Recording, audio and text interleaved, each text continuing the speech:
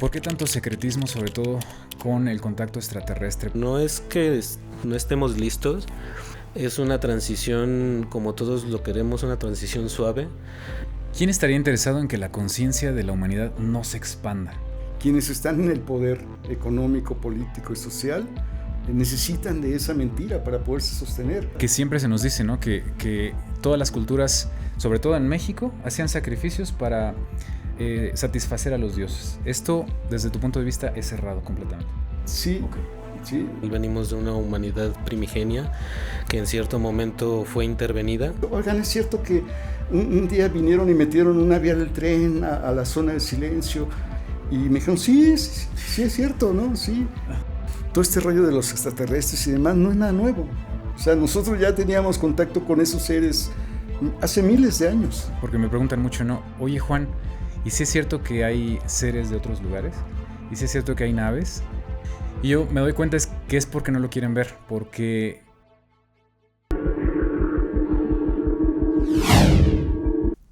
Bienvenidos a JM Misterios, yo soy JM y el día de hoy les traigo un tema muy interesante.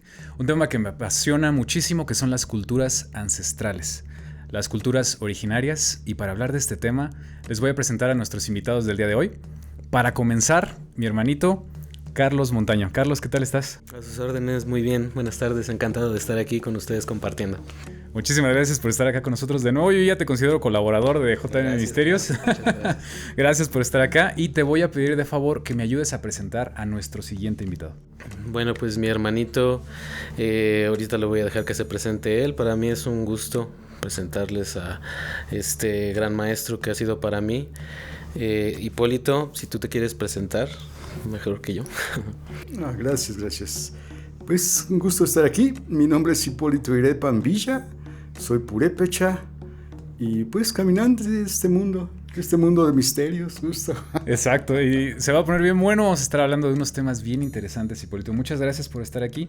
Entiendo que vives mitad de tu tiempo en México, mitad de tu tiempo en Suiza, ¿correcto? Sí. Lo que hace mucho más valioso que estés aquí con nosotros. Te agradezco tu tiempo, de verdad. Y antes de comenzar, me gustaría que nos hables un poquito de ti, para que tanto la audiencia como nosotros comprendamos con quién estamos hablando. Adelante. Eso es. Bueno, pues básicamente me dedico al trabajo de la medicina tradicional. Soy lo que en purépecha llaman sicuame o sinajpiticha, que de hecho son las dos palabras con las que se designa a los médicos tradicionales purépecha.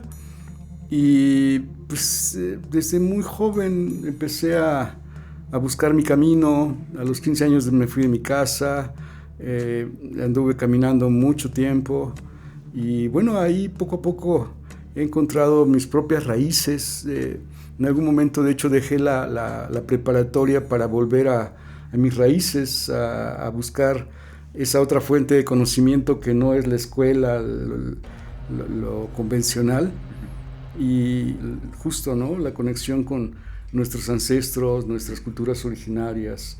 Y ahí pues ha habido toda una serie de experiencias que me han ido enriqueciendo, contactando a médicos tradicionales. Por ejemplo, lo que comentábamos, que acabamos de hacer ese trabajo de filmar la peregrinación del amigo Julio de la Cruz, que es un maracame wixárika, que es chupador. Ellos materializan la enfermedad. Perdón que te interrumpa ahí. ¿Qué es chupador? ¿Podrías explicarnos? Claro, sí. Dentro de lo que es toda la nosología de los médicos tradicionales, o sea, hay hierberas, curanderos, hueseros y demás. Y bueno, dentro de lo que es la cultura wixárika, ellos, como el líder espiritual de su pueblo, se convierten en maracame. Un maracame es como eso, ¿no? Como su líder espiritual que dirige las ceremonias, que hace las curaciones, que lleva lo que es la vida espiritual del pueblo wixárika. Y específicamente este tipo de médicos tradicionales que se conocen como chupadores, es así porque tienen, por ejemplo, un mubiri, que es un palito con plumas. Y hay dos tipos de curaciones, la sencilla y lo que es la curación cantada. Y en la curación sencilla, con sus plumas, te hacen unos pases y luego pone las plumas en determinados puntos donde él siente que tiene que sacar la enfermedad y entonces la pone y luego le chupa el palito y de acá saca piedritas. Okay. Por eso es que se llaman chupadores, porque chupan la enfermedad, la materializan y la sacan. Y la expulsan del cuerpo. Así es. Wow, no lo conocía, esa parte. Fíjate que una de las cosas, perdón que te interrumpa nuevamente, una de las cosas que me llamó mucho la atención de la cultura purépecha, me dices que es tu ascendencia, es que el idioma que ustedes manejan, que a su vez tiene ciertos dialectos, llamémosle, dentro del idioma como tal, parece que no se le ha encontrado ligas con ningún otro idioma conocido. Eso se me hace un tanto interesante. ¿Es esto cierto, Hipólito? Bueno, hay hasta en mi búsqueda o el conocimiento que tengo, hay ligas, por ejemplo, con los Sioux, Lakota, y con los Aymara quechuas. Uh-huh. De hecho, hay una leyenda de que dice que en algún momento llegaron a Jarácuaro, los que llegaron de Jarácuaro venían del sur y se encontraron en Jarácuaro con que tenían el mismo idioma, la misma cosmovisión, las mismas creencias y demás. Entonces sí hay alguna liga con ellos. Ok, pero más bien con las culturas originarias, sí. No con las culturas europeas como tal. Sí, no. Exacto, con idiomas, digamos que anglosajones, europeos, latinos, etcétera, ¿no? Uh-huh. Entonces, más bien es como que las culturas originarias de América estaban y están, me imagino, interconectadas de alguna manera desde tiempos inmemoriales. Bueno, de hecho, de eso te puedo decir, por ejemplo, que algo que me comentaba una de mis fuentes, ¿no?, más principales, que de hecho él se llamaba Gustavo Filiberto Velázquez Huerta, él era un militar, su nombre indígena era Palu Yupcan, que era cazador de huracanes. Él me decía, por ejemplo, que todos los idiomas indoeuropeos vienen del latín. El latín viene del sánscrito, uh-huh. El sánscrito viene de los Vedas, uh-huh. Y él afirmaba que los Vedas vienen del maya. Ok. ¿Como que el maya se fue a esa zona en algún momento? El maya es una de las fuentes que de hecho enriquecieron los Vedas. Okay. Y luego los Vedas, el sánscrito, el latín, y así llega a los idiomas indoeuropeos. De hecho, por eso la palabra G, por ejemplo, ¿no?, en maya es huevo, semilla o embrión. Okay. Y si te fijas, pues está muy cerca. Exacto. Uh-huh. Se parece muchísimo.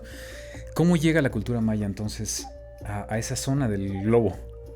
Bueno, de nuestros ancestros, justo precisamente este maestro y esta persona nos dice que los mayas habían desarrollado una tecnología, o de hecho tenían contacto también incluso con civilizaciones multidimensionales, no solamente de este planeta, y la tecnología que ellos manejan está miles de años adelantada a lo que nosotros conocemos.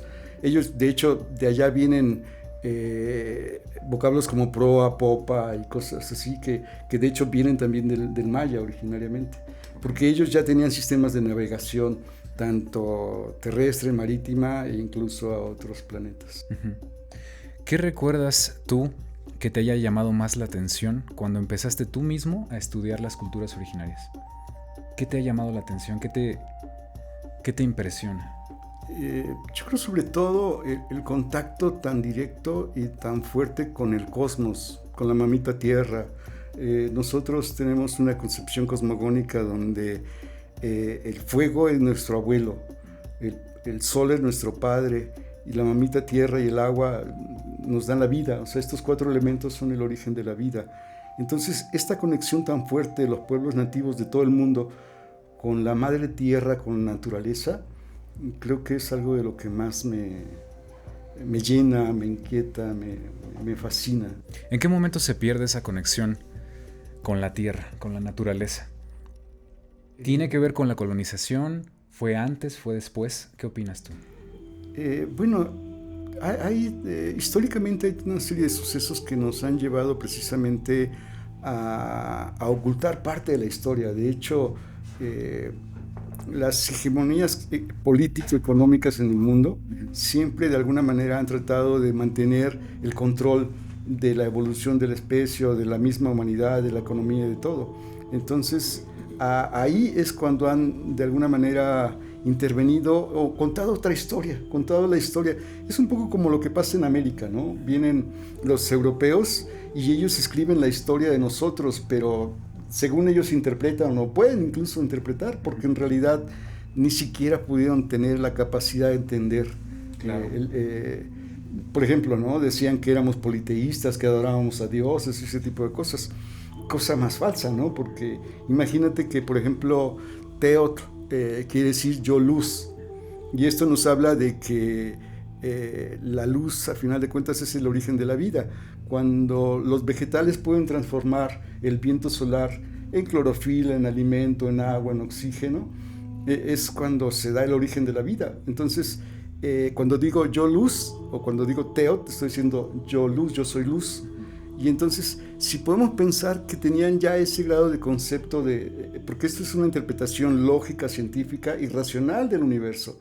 Entonces, si ellos ya tenían ese grado de pensamiento, es absurdo pensar que se sacrificaban a seres humanos y todo este tipo de cosas que se han encontrado. Que siempre se nos dice, ¿no? Que todas las culturas, sobre todo en México, hacían sacrificios para satisfacer a los dioses. Esto, desde tu punto de vista, es errado completamente. Sí, okay. Sí, de acuerdo incluso a lo que he aprendido, lo que justo, ¿no? Por ejemplo, por eso te decía que esta es una como de mis principales fuentes, porque él justo fue quien me empezó a aclarar todo este tipo de conceptos, ¿no? Como te decía, Teot es yo soy luz, y este concepto es una interpretación lógica, científica y racional del universo. Esa diferencia de, por ejemplo, los judeocristianos, ¿no? Que ellos necesitan un dogma de fe para poder interpretar el universo. ¿Cómo se creó el mundo? Pues Dios lo hizo en 5 días. ¿Cómo lo hizo? Será Dios. O sea, no hay manera que lo puedas explicar si no tienes que tener un dogma de fe, creer que así fue. Nosotros no necesitamos eso. Nosotros sabemos que venimos de la luz, entendemos que la luz es la fuente de la vida, y entonces por eso es que no checa, ¿no? O sea, no checa que si ya llegaron a ese pensamiento, ¿por qué iban a tener que sacrificar seres humanos o todo este tipo de cosas? Pero sabemos también mucho que eso se dio por la necesidad de justificar su barbarie. Cuando Hernán Cortés escribía sus cartas a los reyes católicos, para justificar toda su barbarie, decía que éramos bárbaros, que nos tenían que evangelizar y civilizar, porque para ellos nosotros éramos salvajes, según ellos, ¿no? Pero, digo, salvajes con arquitectura, con medicina, con idioma, con escritura. Con arquitectura. Sí. La propia Tenochtitlán, ¿no? Qué salvajes no éramos. Exacto. Una pregunta, Hipólito, que esta siempre la he tenido y me llama poderosísimamente la atención que se nos cuente una historia totalmente distinta. ¿Tú crees que cuando viene Cristóbal Colón ya tenía conocimiento de lo que iba a encontrar? O como dice la ortodoxia y la historia oficialista, que venía a ver qué descubría, o sea, que no sabía que había un continente americano. ¿Tú qué opinas? Bueno, hasta donde he tratado de investigar y demás, bueno, ya ves que se dice que por eso nos llaman indios, ¿no? Porque se supone que iban a las Indias. Querían llegar a la India, ¿no? Entonces por eso nos pusieron indios. Pero no sé, ese tipo de cosas, hasta donde sé, incluso él tenía información ya de otras fuentes de que existía este continente. De hecho, sabemos, ¿no? Que también quienes llegaron antes acá fueron los vikingos. De hecho, hay una tribu en el norte que son lapones. Ellos son rubios, de ojos azules, o sea, pero son nativos. Exacto, es una tribu nativa del lugar. Uh-huh. Ok, impresionante. Carlitos, una pregunta para ti. Desde tu punto de vista, ¿cuál es el origen real de la humanidad, de nuestra humanidad? El origen real respecto a nuestro origen como tal. Hay muchas teorías, ¿no? Se barajan que podríamos ser incluso colonizadores del planeta como tal, que fuimos creados por un dios. Hay otras, digamos que teorías que dicen que había una cultura original aquí en el planeta y que se mezcló con otras culturas que venían de fuera y se generó la humanidad. Para ti, ¿cómo se genera la humanidad? Sí, pues yo creo más o menos ese relato del cual venimos de una humanidad primigenia que en cierto momento fue intervenida Yo creo que como venía surgiendo esta humanidad más, digamos, espiritual, más apegada a lo femenino, de repente se nos inserta un pensamiento más masculino y hay una división que, de hecho, como bien comentaba mi hermanito, en todos los textos sagrados aparece ese registro de que hemos sido intervenidos. Y yo creo que sí, desde muy chavo he tenido esa resonancia al respecto de que no es que sean ellos y seamos nosotros, sino de que somos, pero estamos en diferentes etapas de evolución y ellos de alguna manera están resolviendo lo que no han podido resolver con nuestra ayuda, al intervenirnos, no quiero decir crearnos, al ayudarnos, también se están ayudando, y en cierto momento pues es lo que hemos venido tanto nosotros a integrar como ellos a aprender. Ok, una pregunta para cualquiera de los dos. ¿Por qué tanto secretismo, sobre todo con el contacto extraterrestre? ¿Por qué no se da de lleno? ¿Es que no estamos listos? ¿No lo podríamos entender como sociedad? ¿Ustedes qué opinan? Si me permites, yo creo que no es que no estemos listos. Yo creo que es una transición, como todos lo queremos, una transición suave, en cuanto a que si entras de una oscuridad total al mediodía, te van a arder los ojos y va a ser mucha la luz. Entonces tiene que haber cierta graduación, y eso es lo que se ha venido dando. A veces uno piensa que ya es momento de que todo el mundo lo sepa, pero también creo que se ha venido dando de una manera en la cual las grandes masas lo vengan aceptando poco a poco, y pues ya es, para mí es inocultable, y no hay peor ciego que el que no quiere ver de respecto a todo lo que está sucediendo, y pues realmente las evidencias que ya tenemos, porque no es de que no haya evidencias, sino ya están allí. Sí, yo siempre he dicho que, porque me preguntan mucho, ¿no? Oye, Juan, ¿y si es cierto que hay seres de otros lugares? ¿Y si es cierto que hay naves? ¿Y si es cierto que existen? ¿Y no será fraude todo esto? Y yo me doy cuenta que es porque no lo quieren ver, porque tenemos, por ejemplo, el volcán Popocatépetl, con cámaras las 24 horas y todo el tiempo, diario, estamos viendo objetos entrando y saliendo. Entonces realmente la evidencia está ahí, pero es para quien no lo quiera ver. Yo aquí hace poquito, ya lo conté en otro episodio, estuve en la zona del silencio, estuve en el desierto y nos tocó ver un avistamiento que yo no puedo explicar. Se dijo en las noticias que era el Falcon 9, ya explicamos por qué creemos aquí que no fue el Falcon 9. Y me comentaste, Carlitos, Hipólito, que también han tenido experiencias en el desierto. ¿Me podrían platicar un poquito de eso, de favor? Bueno, recientemente, apenas la semana pasada, ¿no? Hace 8 días, creo, ¿no? Sí, justo vimos también unas luces. Pero al respecto, creo que también lo que hay que entender es también que si aparece la verdad, va a romper con muchos sistemas de creencias, ¿no? O sea, no podría sostenerse de alguna manera también la misma humanidad con esos patrones antiguos que tiene ya insertado en su conciencia, y de repente cambiarlos. O sea, de repente habría una ruptura demasiado fuerte que no se podría, la gente no podría sostenerla. Entonces, ¿qué tendría que pasar para que se diera?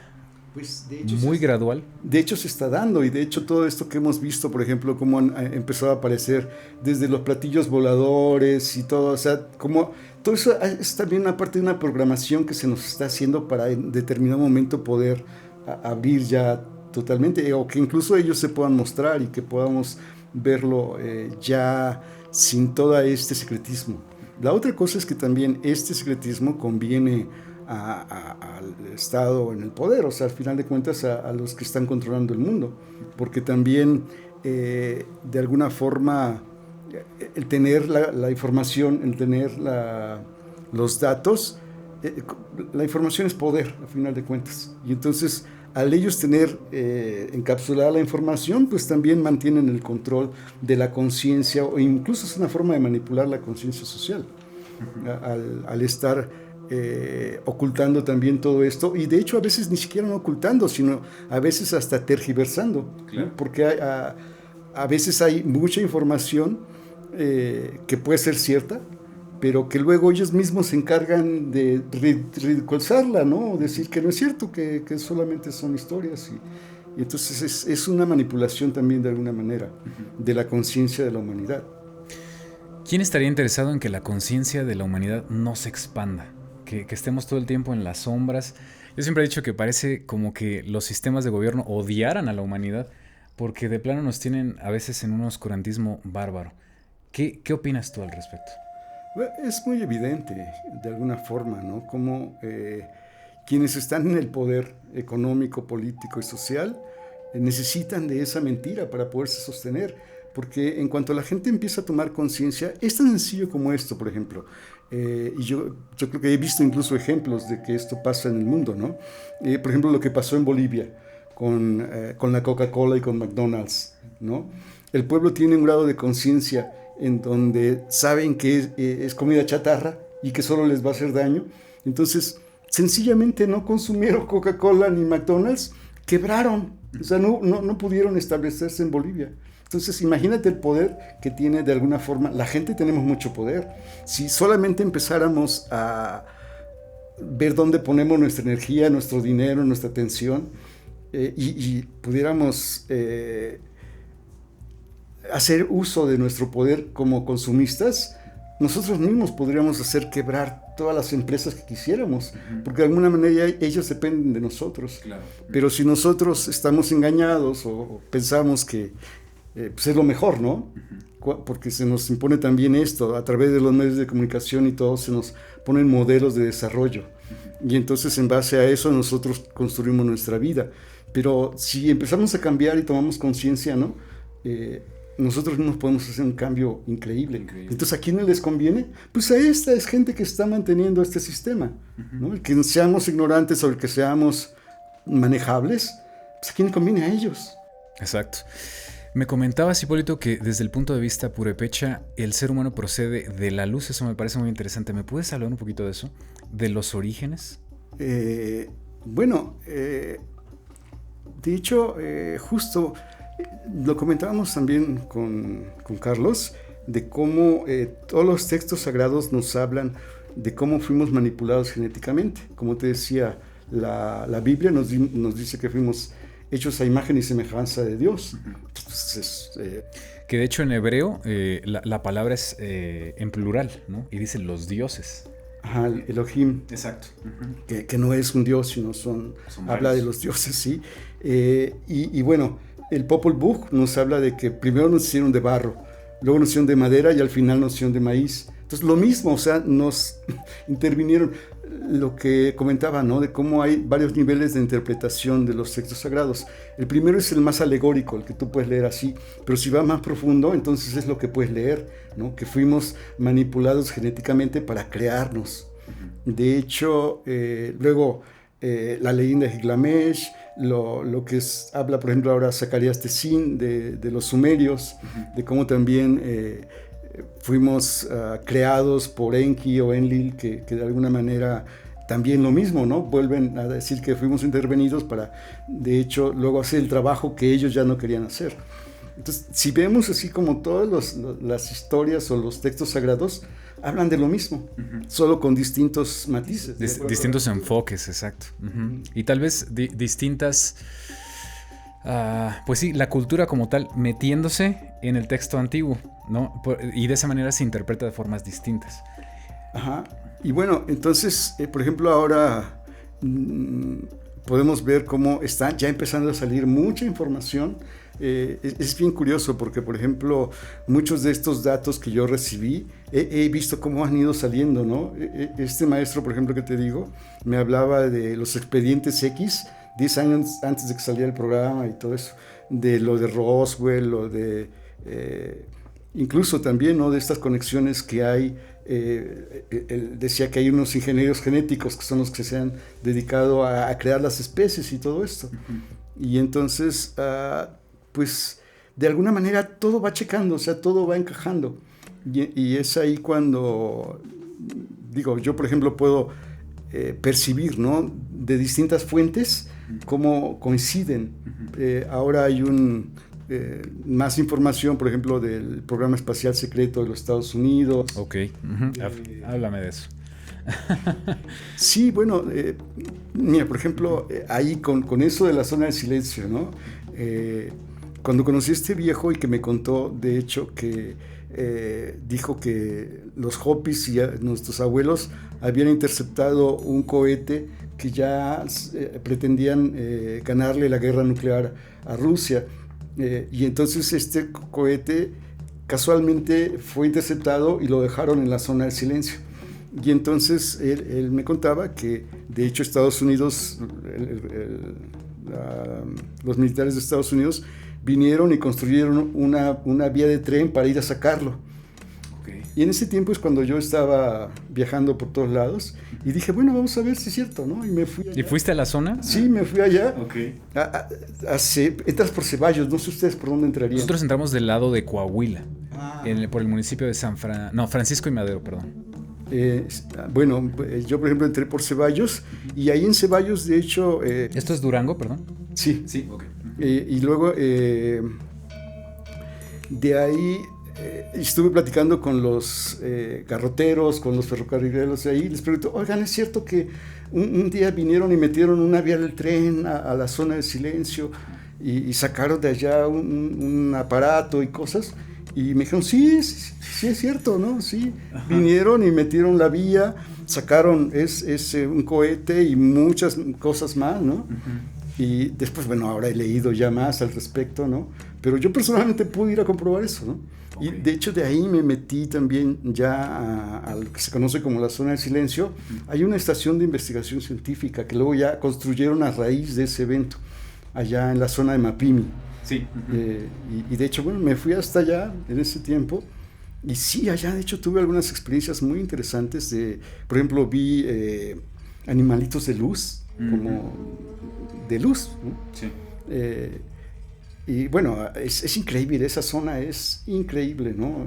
Los nopales morados, sí. El peyote morado, las tortugas, ¿no? En vez de tener gallinas, tiene tortugas. Tortugas, sí. La gente ahí. La cantidad de meteoritos que caen todo el tiempo, los fósiles marinos, que ahí fue un mar antiguo. Sí. Me llama mucho la atención que dices que construyeron incluso una vía, los norteamericanos, una vía férrea para sacar cosas de la zona del silencio, porque la historia oficial dice que cuando cae el misil Atena, entran con permiso del gobierno mexicano y sacaron cualquier cantidad de cosas en camiones, no en una vía férrea, y que cuando el gobierno de México se da cuenta, los corren y dicen, ya no más. Pero si me comentas que hasta hubo una vía férrea, o sea, estaba claramente de acuerdo el gobierno mexicano, me imagino. Sí, más ahora, si ahora estamos de alguna manera sujetos, en los gobiernos anteriores estaba totalmente cooptado el gobierno mexicano por el gobierno estadounidense. Claro, entonces. Claro. Ok, una pregunta para Carlitos o Hipólito, quien quiera que me la quiera contestar. ¿Qué hay en estas zonas de la Tierra que son tan interesantes que siempre hay como avistamientos? La Peña de Bernal, Tepoztlán, la zona del silencio, el desierto de Chilca, el desierto de Atacama. ¿Qué creen ustedes que hay en estos lugares tan especiales que siempre hay avistamientos ovnis, siempre hay cosas como que fenómenos geomagnéticos, etcétera? ¿Qué opinan? Pues yo no sé a qué se deba. A mí lo que me late es por una concentración grande de cristales que debe de haber en el manto. Entonces yo me imagino que de alguna manera algo tiene que ver el que estas entidades, estos fenómenos se originen en esos lugares. Y también yo creo que tiene que ver mucho respecto a la formación de los planetas, porque justo en esos paralelos es en donde llegan a suceder estas anomalías, por así decirlo, y no nada más en la Tierra, ¿no? También en otros planetas, que alcanzamos a observar, como que son puntos específicos en la geometría que hacen que ahí sucedan cosas interesantes. Ok, ¿cuál sería la razón por la que causa cierta, ¿cómo le podríamos llamar? ¿Como curiosidad para estos seres, ese tipo de lugares? Yo pienso que es a raíz de los puntos y de las redes que se van haciendo conforme todos los seres se van desarrollando. Según lo que tengo entendido, La vida, la forma a la que procura es a la esfericidad. Entonces, conforme va evolucionando, todos los seres van tendiendo a esa esfericidad y llega el momento en el que geométricamente se hacen 72 vértices que forman, digamos, en este caso a Tonantzintlalli, Madre Tierra, y ahí es en donde se conecta pues energía, conciencia. Yo me imagino que por ahí va. Ok. ¿Qué opinas? No hay que olvidar que la Tierra es un ser vivo, que como todo ser vivo tiene como lo que llaman los chakras o los vórtices energéticos. Entonces, la Tierra es un ser vivo que también tiene sus chakras, que tiene sus puntos de energía. Y eso pues es parte también de todo otro sistema, ¿no? La Tierra al final también es parte del sistema solar y el universo en general, pues todo está interconectado. Entonces, yo lo relaciono con eso, como que es un ser vivo y como todo ser vivo, en el fluir de la energía, pues como nosotros, ¿no? Dependiendo de la energía que estemos ocupando, genera esos chakras o esos vórtices energéticos o glándulas de secreción interna, como le podemos llamar ya más técnicamente, médicamente, ¿no? ¿Qué opinan ustedes, chicos, de lo que está pasando ahorita en el mundo? Por ejemplo, en Nueva York, en Nueva Jersey, que está habiendo cualquier cantidad de avistamientos de objetos voladores no identificados, que la Tierra parece estar convulsionando, que se dan sismos de 4 grados, de 7 grados, de 8 grados en todo el planeta, que se está activando el círculo de fuego otra vez, que los volcanes están despertando, el Etna acaba de hacer fumarola, etc. ¿En qué etapa estamos viviendo? Bueno, también hay que considerar que en realidad la percepción del tiempo y de la misma realidad está sujeta a nuestra percepción, ¿no? De hecho, de alguna manera nosotros creamos el tiempo. No es que el tiempo exista. O sea, si nosotros no pudiéramos concebirlo como tal de manera lineal, pues es una concepción nuestra. O sea, en realidad el planeta o la vida en general es eterna.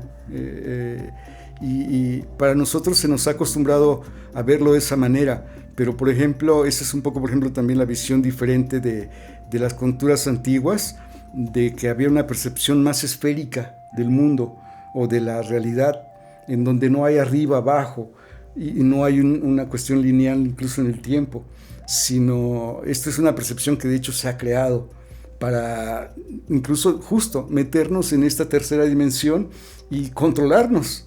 Okay. Entonces, pero en realidad depende de nuestra percepción. O sea, si no fuera porque nosotros tenemos esa concepción de lineal de pasado, presente y futuro, no existiría. O sea, a final de cuentas somos nosotros quienes creamos esa percepción, pero la realidad es un eterno devenir. O sea, no hay... justo acababa de escribir un poema que luego cuando lo leí me dejó así muy impactado, porque hablaba de cómo...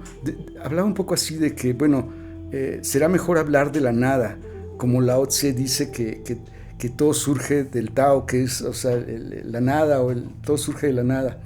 Y entonces, visto desde ahí, pues en realidad somos muy poco. Y si podemos pensar, por ejemplo, que nuestra vida es la luz, entonces es como si la vida es un chispazo de luz. Y en ese chispazo de luz hemos existido todas las generaciones.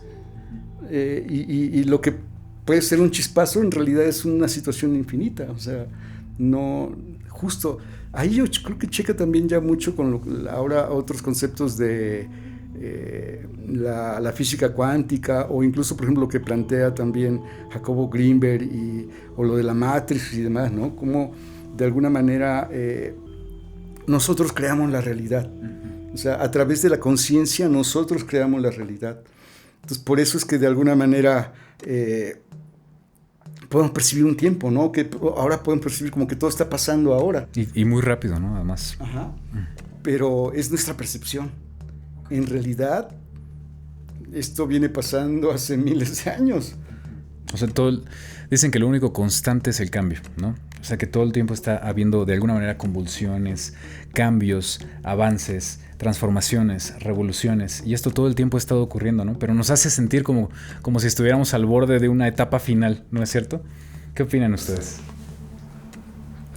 Pues sí, yo creo que la etapa final o estos tiempos que vivimos es como un date cuenta de que el sistema político, el sistema económico, la religión no es el único camino, sino hay más maneras, ¿no? Más maneras en las que puedes manifestar tu realidad, en la que puedes vivir y desarrollarte, como nuestras culturas ancestrales llegaron a esos entendimientos, y hay un hambre de la civilización en general de acercarse nuevamente a estos entendimientos, porque ya se ha perdido totalmente la esperanza en las religiones, en los sistemas políticos, en la economía, en la ciencia. Entonces las personas están cada vez más dispuestas y receptivas a que todo esto que se viene diciendo desde hace mucho tiempo, pero ahora ya hay más resonancia con justo lo que decía mi hermanito, el irte dando cuenta a través del tiempo que las cosas son como no nos habían dicho, no nos habían querido contar, pero pues eso está haciendo que esta transición se esté dando. Yo también creo que justo el dónde pones tu atención es en qué es lo que la realidad que estás manifestando, y ahorita estamos en el tiempo de los espejos, en el que hay para todos. Si estás de repente muy atorado en ciertos pensamientos, vas a generar esa realidad. Ahorita justo lo que acabas de comentar, todas las situaciones que están pasando en el planeta en general, pues ahí está, tal cual, ¿no? Para todos los gustos hay en qué ponerte atención. Y pues yo creo que al igual que como decían los chinos, ¿no? Lo correcto es el centro y la neutralidad. A eso nos invitan también todas nuestras culturas ancestrales, a justo eso, el all-in. El all-in es lo que mueve, pero al mismo tiempo está en el centro. Siempre hay que regresar al centro y buscar el equilibrio para seguir fluyendo. Sí, y seguir adelante. Una pregunta para ti, Polito. Este conocimiento que ustedes tienen como la cultura purépecha, todo el conocimiento que tienen con relación a las conexiones con otras culturas originarias, ¿de dónde procede? ¿Es de ustedes o lo reciben de fuentes distintas?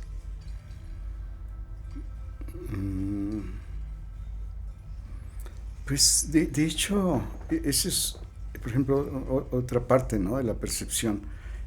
Tenemos unas raíces muy profundas de conocimiento ancestral, pero también somos un pueblo vivo.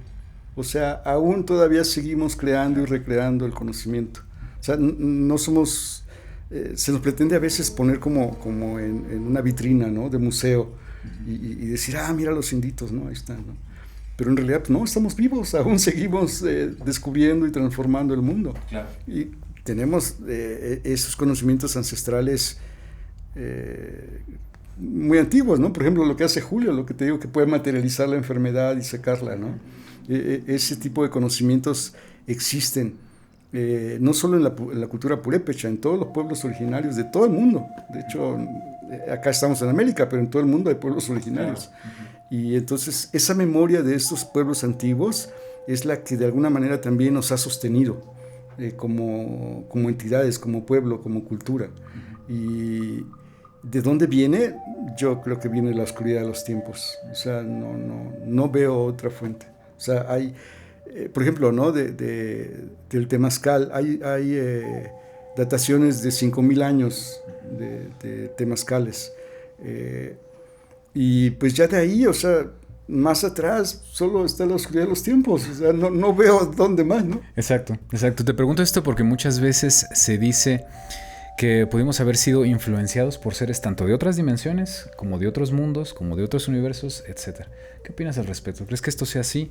¿O realmente nosotros lo fuimos aprendiendo, fuimos adquiriendo ese conocimiento conforme fuimos viviendo en este planeta? Bueno, ahora, de hecho, Cory Wood y también mi maestro anteriormente, que Cory Wood decía que al menos 20 razas extraterrestres se pelean nuestra creación, o sea, la propiedad de nosotros, ¿no? Porque según al menos 20 razas extraterrestres han intervenido para que nosotros estemos acá. Al menos 20. Al menos 20 razas extraterrestres. Que luego esto es otra cuestión, ¿no? Porque también en algún punto, por ejemplo, justo Hollywood dice cómo los mayas lo ayudaron a él a sostenerse física y biológicamente cuando él fue regresado incluso de vivir mucho tiempo en el programa espacial secreto y lo regresan cuando tenía 17 años y bueno, hay muchas cosas que aparte, ¿no? Parecen como muy imposibles de creer ahorita en este tiempo, ¿no? Pero pues indistintamente de eso hay cosas muy evidentes, ¿no? Como este conocimiento que rebasa la comprensión humana. Por ejemplo, si tú me preguntas cómo hace Julio lo que hace, yo no te podría responder. O sea, yo no te podría decir, o sea, no creo que habría un científico, bueno, yo creo que Jacobo Gruen me trató de explicar eso, ¿no? Pero en realidad, pues, no creo, ¿no? O sea, de hecho, porque, por ejemplo, esa curación que te digo es la que sencilla, ¿no? Pero hace otra curación en donde aparece cuarzos, ya para curar cosas más graves, ¿no? Okay. Cantando y limpia no solamente al enfermo, sino a los que están con él conviviendo, sus cosas, sus llaves, sus credenciales, todo, ¿no? ¿Ves que es Julio, esta persona? Julio de la Cruz, Maracame, Huirrárica. Huirrárica. ¿En dónde radica él? Pues tiene una vida muy nómada, pero originalmente son de San Andrés Cuamiata. Me gustaría mucho entrevistarlo también. Jalisco, sí. En la frontera de Jalisco con Nayarit. En cualquier momento, siempre viene a la casa. Estaría excelente. Excelente, muchísimas gracias. La verdad es que son temas... Que es muy difícil, porque él casi no habla español. Ok. ¿Qué lengua maneja él? ¿Su lengua nativa? Huirrárica. Ok. Pero sí, estaría impresionante poder platicar también con él. Fíjense que hay muchas cosas interesantes que no vamos a poder cubrir en este programa. Una de las que más me llama la atención son los asentamientos de culturas ancestrales en México. Por ejemplo, la teotihuacana. No sé si sepan algo ustedes, pero por ejemplo, los propios teotihuacanos decían que ellos no crearon Teotihuacán, sino que llegaron y ya estaba. ¿Qué saben ustedes al respecto de eso? ¿Y saben quiénes crearon esas ciudadelas? No, o ciudades, mejor dicho. Les digo ciudadelas, pero realmente eran ciudades de último nivel. ¿Qué saben ustedes al respecto? La verdad, lo que se sabe, ¿no? Que en realidad ni siquiera fueron los nahuatlacas que lo construyeron, sino una cultura mucho más anterior. Es lo que sé, en realidad no sé más. De hecho, bueno, como te decía, de eso, de los olmecas, porque por ejemplo, hasta donde yo sé, hay como 4 culturas que luego sintetizan la cultura maya, que serían los atlantes toltecas, los olmecas, los purépechas y los nahuas. Son como las culturas más antiguas de Mesoamérica. Y ¿los nahuas? No había escuchado de ellos. Sí, los nahuatlacas, de donde viene el náhuatl, de hecho. Ok. De donde viene el náhuatl. Los olmecas, que son como los primeros que aparecieron por acá. Exacto, los más antiguos. Y luego ya todo esto sintetiza, los mayas sintetizan todo esto. O sea, los mayas es como una recopilación de todo ese conocimiento y de todas esas tradiciones. Si ya estaban las ciudadelas o las ciudades cuando ellos llegaron, ¿quién pudo haberlas creado? ¿Una humanidad más antigua? Te puedo decir aquí, por ejemplo, lo que me planteaba precisamente este maestro, ¿no? De cómo nosotros tenemos contacto con esos seres hace miles de años. Por eso es que, por ejemplo, para la gente que tenemos un poco más de conciencia y de conocimiento de esto, todo este rollo de los extraterrestres y demás no es nada nuevo. O sea, nosotros ya teníamos contacto con esos seres hace miles de años. Y entonces, por eso también es que mucha de la tecnología y todo esto se nos fue dado hace miles de años. Entonces, quienes construyeron eso precisamente fueron estas civilizaciones antiguas, de las que incluso no sabemos. Sí, que de plano como que se perdió en la noche de los tiempos la línea que nos llevaba de ese punto hasta ahorita, en donde estamos. Y es uno de los temas que estoy investigando. La verdad es que me parece muy interesante, porque pareciera que se nos olvidan nuestros propios orígenes o que no hay suficiente información como para definir bien de dónde venimos con una precisión científica clara, ¿no? Entonces, eso es algo de lo que a mí me llama poderosamente la atención, que me tiene investigando todo el tiempo y que cada vez que tengo oportunidad de platicar con personas como ustedes lo aprovecho porque siempre se aprende algo. Y algo que quisiera preguntarles es ¿qué dirección debemos tomar como humanidad en este punto en el que estamos? ¿Hacia dónde deberíamos de ir? ¿Cómo deberíamos de vivir? ¿Qué deberíamos de cambiar? Pues yo creo que más que nada, por eso también creo que es muy importante la posición que tienen todos los pueblos originarios del mundo, que están muy conectados con la tierra, con el medio ambiente, con el cosmos. En cuanto nos desconectamos de la tierra, perdemos nuestro piso y perdemos nuestras raíces. Entonces creo que justo, ¿no? O sea, recuperar nuestra conciencia planetaria y de cómo estamos conectados y dependemos tanto de la mamita tierra y del cosmos, sería, para mí es una de las cosas más importantes que como humanidad debemos de tener. De hecho, en otro sentido, en realidad también yo veo que es todo un proceso en donde todo está donde tiene que estar, o sea, todo, incluso lo malo, incluso las guerras, incluso todo tiene una razón de ser, ¿no? Entonces es como parte de una misma secuencia, causa y efecto que nos va llevando a esta realidad, pero, ¿cómo decir, no? O sea, yo te puedo decir que en algún momento llegué también en mi búsqueda y demás, incluso cuando me di cuenta que era mortal, dije, qué buena onda, algún día me voy a morir y todo mi conflicto de querer buscar la verdad y saber y todo, se va a terminar ya, o sea, qué buena onda, o sea, me voy a morir y ya, ya, o sea, ¿para qué me preocupo, no? O sea, ¿para qué me inquieto, no? Aparte, lo más valioso está en el aquí y ahora, o sea, vivir el presente, creo que es muy valioso, ¿no? Porque si vivimos en el pasado, pues ya pasó y el futuro no está aquí. Entonces, algo de hecho de lo que muestran y enseñan muchas tradiciones, el yoga, el mismo Castaneda, por ejemplo, plantea que Juan Matus y todos estos, muchas de las corrientes de pensamiento del ser humano, al final de cuentas te llevan a vivir aquí y ahora. Solamente estar aquí y ahora. De hecho, y no es fácil, ¿no? Porque también siempre estamos o pensando en lo que hicimos o lo que vamos a hacer, ¿no? Pero difícilmente estamos aquí y ahora. Y en el aquí y el ahora es en donde en verdad existimos. De aquí y ahora es donde podemos partir y crear y transformar algo. Más allá, no hay nada. Y de hecho, todo lo que puedas pensar y todo lo que podamos racionar y demás, pues en el aquí y ahora no sirve para nada. O sea, cuando tú estás y eres, no necesitas pensar ni quién eres, ni quién vas a ser, ni nada, solo ser, solo estar, ser, vivir y disfrutar la vida. O sea, ya, o sea, ¿qué quieres más? Y es lo más difícil porque uno siempre está pensando, como dices, 5 minutos o 20 minutos o 30 minutos al futuro y recordando el pasado, ¿no? Y reclamándote todo lo que no hiciste o dejaste de hacer, etcétera, ¿no? Y rara vez estamos en el momento presente. Y tienes toda la razón, o sea, nos enseñan las culturas antiguas a meditar, técnicas de relajación, el estar presente, el estar consciente de todo tu entorno, de quién eres, de para dónde. Y es en el momento en donde yo creo que las respuestas reales te empiezan a llegar. ¿No es cierto? Sí, de hecho. Por ejemplo, en el temazcal es bien padre, ¿no? Bien bonito porque cuando estás ahí, está tan caliente y demás, no puedes pensar en otra cosa, sino estar ahí viviendo la experiencia y ahí, o sea, no hay manera, o sea, ahí por más que te quieras ir a otro lado, pues estás ahí, ¿no? Sí, a mí me decían es como volver a nacer y cuando salí dije, no, sí, literalmente, o sea, volví a nacer. Es impresionante, la verdad. Una pregunta, Hipólito, de la cultura purépecha, si tú quisieras darle, de todo ese conocimiento que ustedes tienen, si quieres darle un mensaje a la humanidad, ¿qué le darías? ¿Qué les dirías? Es bien sencillo y bien, de hecho hay una canción de la Josefinita que es, aparte bien taoísta y bien budista, ¿no? Porque dice justo eso, ¿no?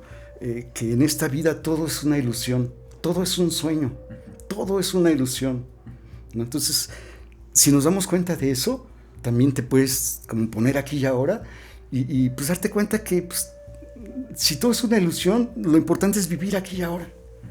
Entonces yo creo que los purépechas también en ese sentido tenemos esa filosofía de vivir en el presente, Ahora, ahorita, principalmente en este momento políticamente, los purépechas están logrando un paso muy grande de transformación social, en donde ya están sacando el sistema político y creando sus autogobiernos. Lo que se ha dado, por ejemplo, en Cherán, en todas estas comunidades, de cómo a raíz de proteger sus recursos naturales, el bosque, las tierras y la cultura comunal, se organizaron en tal punto que sacaron a los partidos políticos que estaban coludidos con los narcos y formaron ya sus autogobiernos.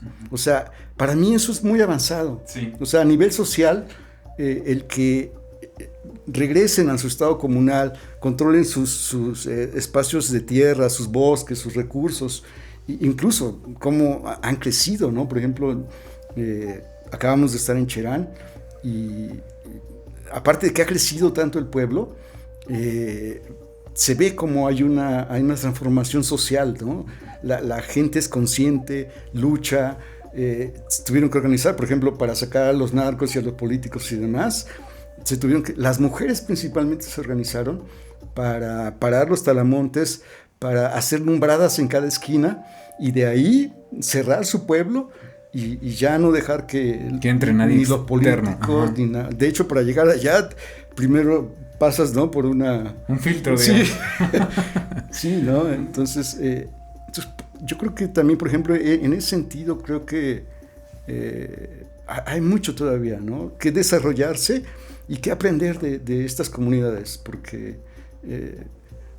creo que es un paso muy importante, ¿no? Generar ya o recuperar un estado social de organización, sacando a los partidos políticos que están de hecho coludidos con los narcos. Sí. Y que si eso seguía así, no había manera, o sea, de generar esos autogobiernos, estas comunidades donde ya el control lo tiene la comunidad, no ni los políticos. Y de hecho la lucha ha sido una lucha que ha llevado vidas, ha llevado recursos. Sí, me imagino. Totalmente. ¿Conocen algún otro pueblo en algún otro lugar del planeta que esté haciendo el mismo desarrollo, que esté avanzando así? Bueno, en Chiapas, en los Caracoles, de hecho también ha habido una relación social en los movimientos sociales.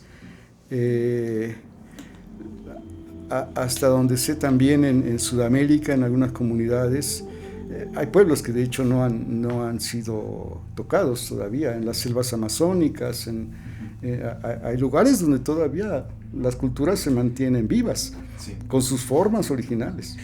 Y hay lugares en donde no te permiten regresar a las formas tradicionales, llamémoslo así.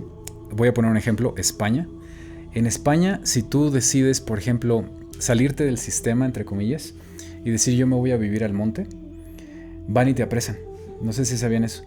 No puedes alejarte de una ciudad, de un poblado, vivir fuera, tú solo, digamos, es considerado contra la ley y van a por ti. Entonces, en esos lugares no te dejan como intentar regresar a en donde deberíamos de estar. Porque todo el tiempo nos están diciendo que estamos en una época en la que hay escasez de tal cosa, que va a haber guerras, que tenemos recesiones, que cualquier cantidad de cosas negativas están pasando y nos afectan. ¿Y por qué nos afectan? Porque no estamos viviendo en comunidad, porque no somos autosuficientes, no sabemos ya sembrar nuestros propios alimentos, no podemos generar nuestra propia agua. Cuando antes, incluso, no sé si han escuchado, pero había formas de atraer el agua, de sembrar agua, le llamaban como tal. Entonces son conocimientos tan importantes que yo quisiera pasarle a todo el universo, a todas las personas, y no se puede porque a veces precisamente esos bloqueos de ciertas zonas del planeta hacen que no todos estemos avanzando hacia la misma dirección, digamos. ¿Qué opinan? Sí, de alguna manera es parte, ¿no?, de ese sistema de control, pero creo que esto ha pasado en la humanidad mucho tiempo. Siempre hay una corriente y siempre vemos otros que vamos en contracorriente, ¿no? Exacto. Y es así, o sea, siempre ha pasado así. Entonces, pues bueno, gracias a que también existe eso, ¿no?, se generan otros sistemas, otras formas de vida, otras formas de relacionarnos. Y incluso, yo creo que, fíjate, esa es otra de las, también yo creo que aportaciones o mensajes que podríamos dar como purépechas, es eso, ¿no? De que recuperar el sistema comunal de vida es esencial. Aún, digo esto, las comunidades indígenas por eso pudieron llegar a ese punto de sacar al sistema y generar sus propios autogobiernos, porque son una comunidad. Pero bueno, ahora nosotros que vivimos en las ciudades y demás, de alguna forma también tenemos que aprender, y eso es un gran reto, yo creo, como para nosotros, como ya que salimos de nuestros lugares de origen, poder también generar comunidades, generar una comunidad. Yo creo que si precisamente parte de la estrategia del sistema de control es dividirnos, individualizarnos. Nada más tú, preocúpate por ti y ya de ahí... Los demás que se rasquen como puedan. Sí, entonces, en cambio, ¿no? Si vemos que somos... necesitamos de los demás, que nosotros podemos ayudar a otros y otros nos pueden ayudar a nosotros, y de esa manera podemos crecer más. Aunque no vivamos en comunidades, yo creo que parte del trabajo ahora es empezar a tener más una conciencia común, en donde no solo nos preocupemos por nosotros, sino por el bien común de todos. Uh-huh. Decían los mayas que en ti me veo yo, ¿no? Y a veces se nos olvida. Una de las cosas que me llamó muchísimo la atención que decían los mayas es que lo que te disgusta de las otras personas es en lo que estás fallando. Y yo lo he visto en relaciones personales, que sí es cierto. En lo que uno está fallando, es lo que te molesta de la otra persona, por ejemplo, ¿no? Quiero comentarles también que hace no mucho tiempo estuve en Italia, en esta parte de Europa, y me llamó la atención algo en concreto. Hay muchos pueblos, y en toda Europa, que se están quedando deshabitados. Se están quedando sin habitantes. Incluso te pagan por ir a vivir ahí, a que vayas a poner un negocio y que te asegures de tener tus hijos ahí, porque se están quedando sin habitantes. Yo les preguntaba a las personas de ese lugar que por qué se daba ese fenómeno, ¿no? Y nos dicen, no, pues es que no hay trabajo. Ok, ¿qué más? No, las condiciones económicas están muy mal. Ok, ¿qué más? Es que es imposible vivir así. Entonces me pongo a ver otros pueblos de la misma zona que perfectamente existen y seguirán existiendo por cantidad de tiempo porque viven en comunidad. Y entonces el que siembra olivos surte de aceite de oliva a todo el poblado. El que siembra tomate San Marzano, a todos les da tomate San Marzano. El que siembra el trigo, a todos les da trigo. Ni siquiera necesitan dinero. Ni siquiera necesitan una intervención externa. Ellos como poblado, y son los pueblos más pequeños obviamente, pero existen y seguirán existiendo. De hecho son los pueblos más longevos de toda Europa. Estamos hablando de los pueblos centenarios, donde hay más centenarios de toda Europa. Y también me llamaba la atención eso del pueblo de Italia, porque yo decía, comen muchísimo carbohidrato, ¿no? ¿Cómo es que llegan a vivir 120 años? Y en perfecta salud. Pues es que no usan ni siquiera medios de transporte, viven en cerros literalmente, y para bajar a la tienda y regresar a tu casa ya quemaste cualquier cantidad de pasta que te hayas podido comer, ¿no? Y creo que esas son las cosas que tenemos que recuperar de pueblos separados, aislados. Los Hunza, por ejemplo, no sé si han escuchado de ellos, pero los Hunza son un pueblo también que bebe el agua del deshielo de las montañas, come lo que te da la tierra dependiendo de la temporada. Por ejemplo, grasas en invierno, frutas, verduras en verano, y se adaptan a lo que te va dando el entorno y hacen cosas muy interesantes. De nuevo, son las personas con menos propensos a cáncer, con menos problemas de salud, de problemas degenerativos, y de los más centenarios del mundo. Al lado de los Hunza está un pueblo chino que vive en las mismas condiciones, son otra raza, pero viven de manera muy parecida, digamos, y también son extremadamente longevos. Luego están las partes de Okinawa en Japón, por ejemplo. Vaya, hay culturas muy interesantes digamos que en todo el globo, de las que tenemos que aprender y de las que tenemos que recordar cómo vivir, porque parece que se nos ha olvidado en las ciudades más grandes. A mí me gustaría empezar a cerrar este programa, y empiezo por ti, Carlitos. Me gustaría mucho que me des un cierre con tu manera de pensar con relación a las culturas antiguas, las culturas originarias. ¿Qué has aprendido de ellas y qué le transmites al humano de hoy? Bueno, pues, ¿qué es lo que he aprendido? Como decía mi hermanito Hippo, a vivir en el aquí y el ahora, porque justo eso te remiten a que primero que nada seas un hombre de experiencia, de que no te dejes guiar por dogmas ni por creencias, y que te dediques a vivir y a estar presente para que generes lo bonito que tengas que generar. Hace ratito que preguntabas qué es el mensaje para todos los hermanitos en general, pues es eso, justo la dirección. Preguntabas una dirección, la dirección es hacia adentro. La dirección es volver a encontrarnos con ese ser que fue un niño y que tuvo sus problemas, y que es momento de que todos esos problemas sean liberados para que el cambio se genere a partir de ti, porque no va a haber ningún cambio en el exterior si antes no viene de ti. Entonces es algo que también he aprendido de nuestras comunidades, nuestras naciones. Eso, que el cambio solo se puede generar a partir de uno mismo, y de allí hacia afuera el vivir en común unidad con los demás seres que somos la gran familia humana, y con esta gran madre tierra que nos acoge, y con todos los seres de la creación en general, que es la única manera en la que uno realmente puede sentirse en paz, vivir de una manera bonita y digna, y vaya, seguir fluyendo, el estar en armonía.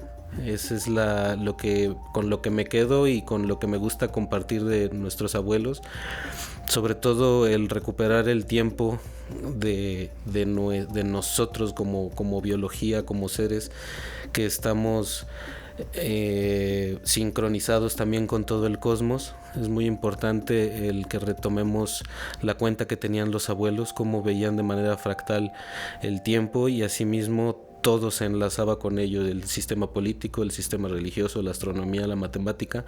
Todo es parte de un mismo engranaje, y si logramos regresar a entendernos y a conocernos en base a esos tiempos, es como que el primer paso a darnos cuenta que estos saberes son prácticos. También por ahí en unas charlas decían, bueno, ¿y cómo le hacemos? Pues nada más agarra una libreta y el día de hoy, ¿qué te pasó? ¿Cómo te sientes? Y apúntalo. Y te vas a dar cuenta que si apuntas eso todos los días, en 20 días vas a estar completando un ciclo, que con el paso del tiempo te vas a dar cuenta que es más evidente cuáles son tus momentos de luz, cuáles son tus momentos de sombra, y en base a eso no es que hagas tu vida en base a eso, sino de que te da un parámetro de qué es lo más adecuado para que puedas desarrollar en ese momento. Ok, muchísimas gracias, Carlos. Hipólito, ¿qué hace un purépecha para evitar todo el ruido externo y concentrarse en el aquí y en el ahora? Solo ser. Y de hecho, vivir en el aquí y el ahora es justo estar conectado con tu presente, y ahí está la mamita tierra que nos alimenta, que nos sostiene, el papito sol, el abuelito fuego, el agua, los elementos que somos, ¿no? Ellos somos nosotros y nosotros somos ellos. Y pues justo es eso, como bien lo dice mi hermanito, o sea, no hay que buscar afuera, adentro está también un universo infinito que justo también nos puede llevar a ese estar aquí y ahora, porque de hecho todo el sistema trata de sacarnos, de poner nuestra atención afuera, en otra parte, porque es parte también de el poder controlarnos. Cuando llegas a ti mismo y te das cuenta que adentro tú puedes cambiar tu realidad, ahí te das cuenta, ¿no? Que no hay más, que a final de cuentas tu felicidad no depende de los demás, tú cómo estás económicamente, cómo estamos y cómo somos, a final de cuentas sí, el medio ambiente influye muchísimo, pero más influye cómo reaccionamos ante él.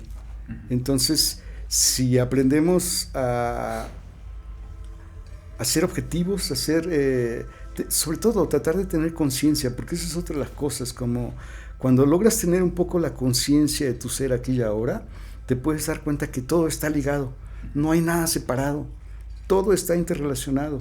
Entonces, en ese momento también te puedes dar cuenta que no hay necesidad también de buscar más, sino de darte cuenta que está dentro, ¿no? Por ejemplo, tan sencillo como eso, ¿no? La felicidad, por mucho que estés viviendo una situación muy difícil y demás, si tú te das cuenta que solo estar vivo ya es suficiente motivo para estar feliz. Exacto. Pues, sí, por muy difícil que sea la vida y demás, ¿no? Pues todavía tienes la vida y mientras la tengas hay esperanzas. Entonces, sí, pues es que aparte yo creo que tampoco hay un método, es como no hay un método para llegar a la iluminación a final de cuentas siempre estamos iluminados. Si somos luz, ¿cómo podemos desiluminarnos, no? O sea, ya somos luz, ya estamos aquí, ya tenemos esa capacidad de transformar la vida, el universo, todo. Entonces, en realidad, pues solamente es, como te digo, tomar conciencia de dónde estás, quién eres y de ahí en adelante, pues todo se da por sí mismo. Exacto. Pues Charlie, Hipólito, yo les quiero agradecer muchísimo por haber estado aquí conmigo. Hay tantos temas de los que tenemos que seguir hablando, entonces les dejo la puerta abierta a JM Misterios. Cada vez que quieran regresar, por favor, pónganse en contacto conmigo y vamos a hacer algo para seguir compartiendo conocimiento con la gente, seguir compartiendo experiencias, como por ejemplo una tan interesante que Hipólito tuvo en la zona del silencio. De verdad, o sea, creo que es información muy valiosa que la gente tiene que saber. Entonces yo los invito a que estén aquí las veces que quieran y pues no sé si quieran decir algo más para la audiencia. Pues agradecer a toda la audiencia también, permanecer, a vos también, que de alguna manera abres estos espacios y que permites que todo esto también pueda seguir surgiendo a la luz. Y felicidades también. Muchísimas gracias. Enhorabuena. Gracias también por recibirnos. Gracias a ustedes por venir de tan lejos y estar aquí conmigo. Pues bueno, esto ha sido JM Misterios. Damas y caballeros, por favor, no se olviden de que su opinión es lo más importante. Déjenla aquí debajo. Estamos muy atentos a los comentarios y si quieren mandarnos alguna experiencia, alguna persona que quieran que entrevistemos, alguna evidencia, por favor lo pueden hacer a través del correo contacto@jmmisterios.com, contacto@jmmisterios.com. Yo soy JM y me despido con un fuerte abrazo para todos. Nos vemos en siguientes trabajos. Hasta pronto. Hasta pronto.